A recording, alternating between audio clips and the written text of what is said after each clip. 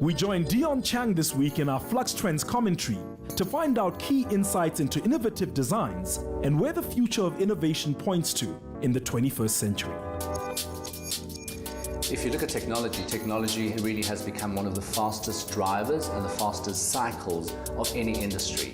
So wherever design and technology intersect, I think you're going to have that powerful innovation.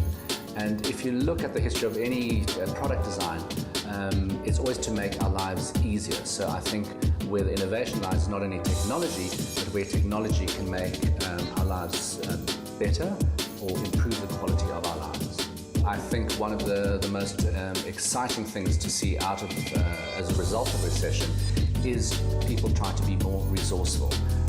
So you have concepts like closed design systems or cradle-to-cradle systems where people have had to really reuse objects or try and find a way of doing things which is less wasteful.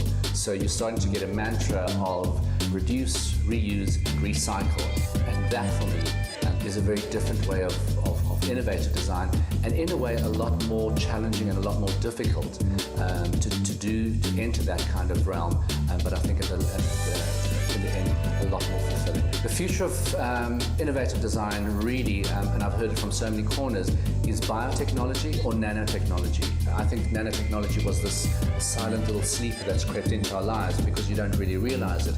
But the more they can make things smaller and smaller and smaller, the more it's going to really improve our lives. If you think of the old cell phones, we used to carry around huge bricks. Now you've got ultra slim, ultra small phones.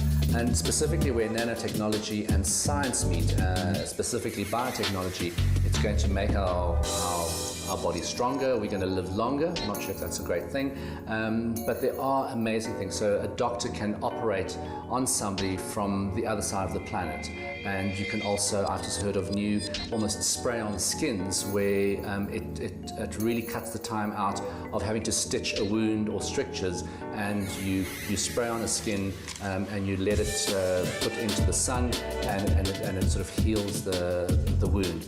And that sort of thing for me is really the extreme cutting edge of innovative design. I think one of the most innovative designs I've seen recently is where design mixes with social upliftment. There's two examples. The first one was in Kenya. It was a British student who actually invented a seesaw in a school playground. So during the tea break, the kids would play on the seesaw, and the seesaw would generate enough electricity to power the school classroom for the next couple of hours.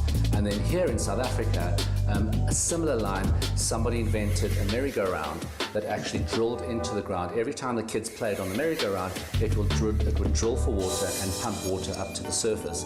So you're seeing this sort of seamless design, philanthropic means of doing things. And if philanthropic capitalism is becoming a new buzzword, then I think philanthropic design is the next step forward.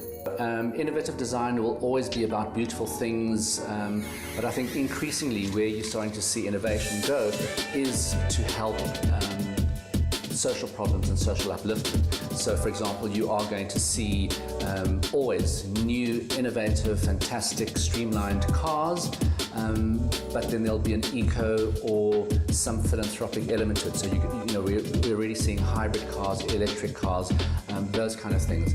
But I think where the world is going really is you're starting to see people are not separating environmental issues with social issues.